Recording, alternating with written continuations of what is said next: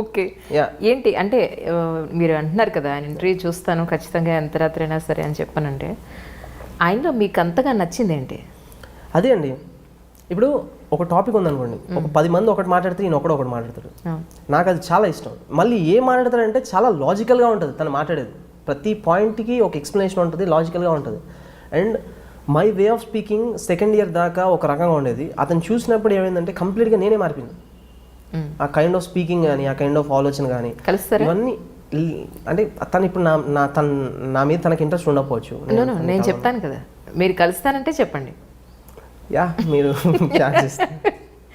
Definitely done. నేను ఆయనకి phone తను లేకపోతే నా లైఫ్ లేదు. And I can say this on record, media ముందు చెప్తున్నా. తను నన్ను ఎంత ఇన్ఫ్లుయెన్స్ చేశాడంటే,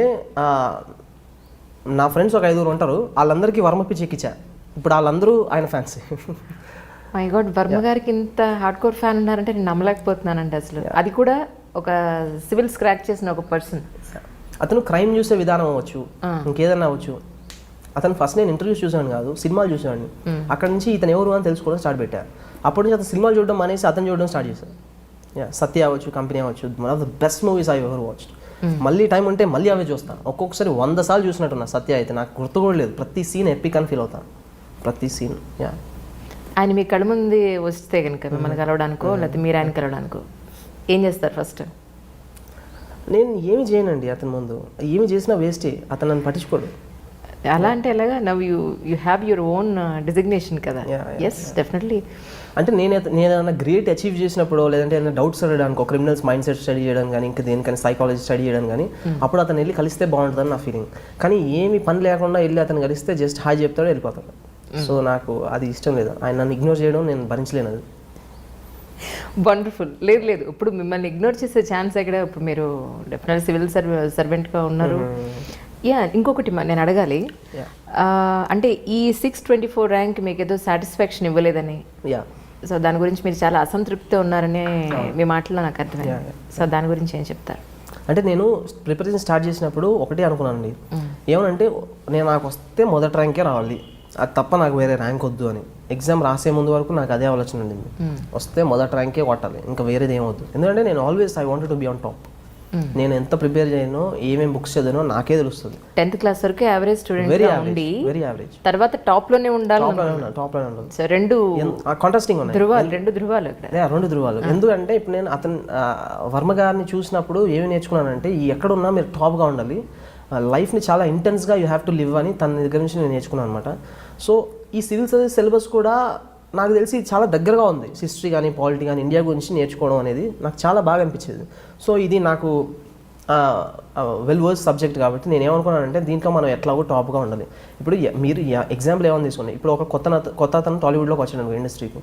అతను ఏమనుకుంటాడు, సినిమా తీసేటప్పుడు యావరేజ్ సినిమా తీద్దామని అయితే రాడు కదా, హిట్ సినిమా తీద్దామని వస్తాడు, సూపర్ హిట్ సినిమా తీద్దాం. అలా నేను కూడా దీంట్లోకి ఎందుకు వచ్చానంటే, ఫస్ట్ ర్యాంక్ కావాలని వచ్చాను. ఇప్పుడు ఏదైనా పని చేసినప్పుడు we want to be on the top.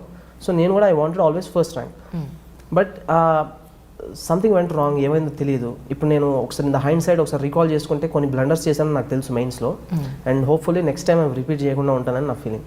ఇంకోసారి రాస్తారైతే రాద్దాం అనుకుంటున్నా. ఇప్పుడు నాకు హోప్ఫుల్లీ ఐపీఎస్ వచ్చే ఛాన్స్ చాలా ఎక్కువ ఉంది. అండ్ నాకు ప్రిఫర్ చేసిన క్యాడర్ కూడా వస్తుంది. సో రాయడానిలో అసలు అర్థమే లేదు. బట్ బెటర్ ర్యాంక్ నాకు కావాలి. I want to launch my self in to the society with a better rank. That's your mental satisfaction. And I'm not for 624. 624 is not for me అని నా feeling. ఇది ఇంకెవరదో. Akshay IPS interview అప్పుడే నేను మీతో ఒక మంచి కాన్వర్జేషన్ నాకు అది గుర్తుంది. తను నాది చూస్తుంటే మీరు పగలబడి నవ్వారు, ఏంటి ఆడి గురించి అంత ఇంపార్టెన్స్ ఇవ్వాల్సిన అవసరం ఏంటి అన్నట్టు.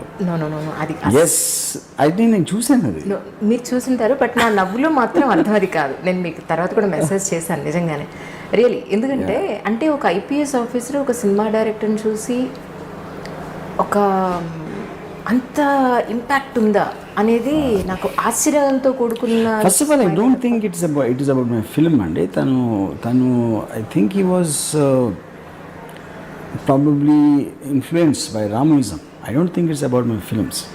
నా ఇంటర్వ్యూస్ లేకపోతే రామోయిజం ఆస్పెక్ట్ అనేది తను కొంచెం ఎఫెక్ట్ చేసింది. కానీ నేను ఫిల్మ్ డైరెక్టర్ అనేది ఐ థింక్ ఇన్సిడెంట్ లేదు దాంట్లో.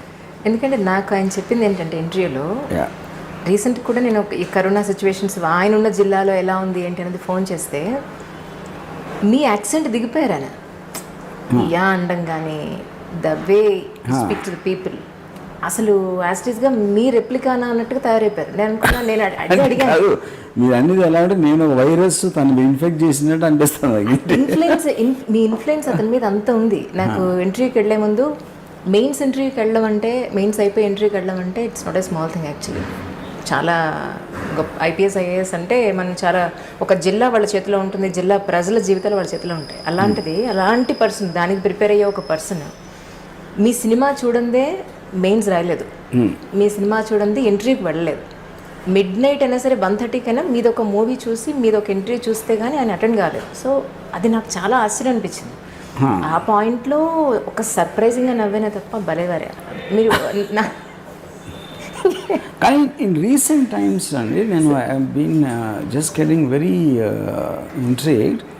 నేనంటే మోస్ట్ ఆఫ్ ది టైం నేను జనరల్ పీపుల్ని కలిసేది ఎయిర్పోర్ట్స్లో, లేకపోతే ఏదో ఫంక్షన్కి వెళ్ళటం అలాంటి చోట. అంటే నా రెగ్యులర్గా నాతో కలిసి పనిచేసే వాళ్ళు కాకుండా బయట వాళ్ళని కలవడం అంటే ఒకటి ఎయిర్పోర్ట్స్లోనూ లేకపోతే అక్కడ జరుగుతుంది.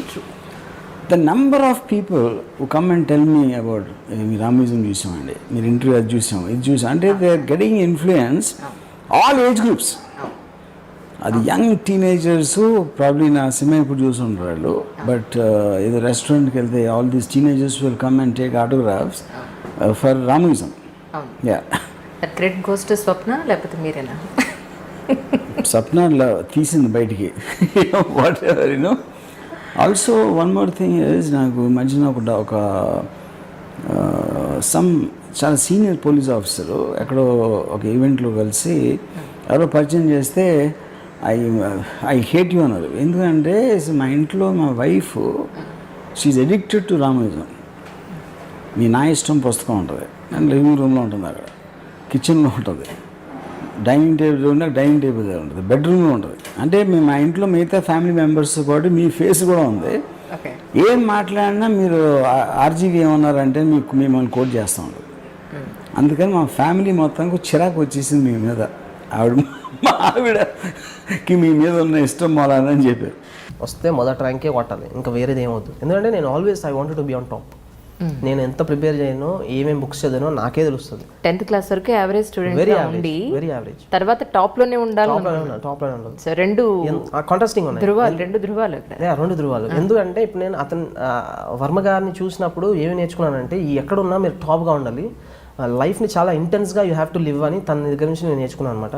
సో ఈ సివిల్ సర్వీస్ సిలబస్ కూడా నాకు తెలిసి చాలా దగ్గరగా ఉంది. హిస్టరీ కానీ పాలిటీ కానీ ఇండియా గురించి నేర్చుకోవడం అనేది నాకు చాలా బాగా అనిపించేది. సో ఇది నాకు వెల్ వర్స్ సబ్జెక్ట్ కాబట్టి నేను ఏమనుకున్నానంటే, దీంట్లో మనం ఎట్లాగో టాప్గా ఉండాలి. ఇప్పుడు మీరు ఎగ్జాంపుల్ ఏమని తీసుకోండి, ఇప్పుడు ఒక కొత్త అతను టాలీవుడ్లోకి వచ్చాడు ఇండస్ట్రీకి. అతను ఏమనుకుంటాడు, సినిమా తీసేటప్పుడు యావరేజ్ సినిమా తీద్దామని అయితే రాడు కదా, హిట్ సినిమా తీద్దామని వస్తాడు, సూపర్ హిట్ సినిమా తీద్దాం. అలా నేను కూడా దీంట్లోకి ఎందుకు వచ్చానంటే ఫస్ట్ ర్యాంక్ కావాలని వచ్చాను.